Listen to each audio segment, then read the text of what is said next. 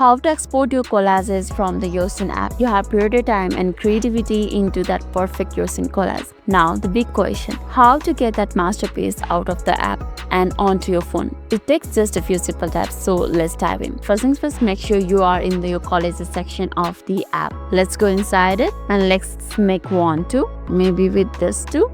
Let's tap on next. Actually, you can add up to 16 photos on your collage. Once you have selected the photo, you'll be directed to this type of interface. You can edit your collage as you like. Now it's time to export your collage. In order to export collage, what you have to do is you will see a save button in top right corner right over here. Just give it a tap and it will be exported to your device. That's how you can export your collages from the Yoshion app. Wasn't that easy? I hope this video was helpful. Lastly, if this video made your day a little bit easier, don't forget to like and subscribe for more amusing tips. Thanks for watching and I'll be seeing you in the next video.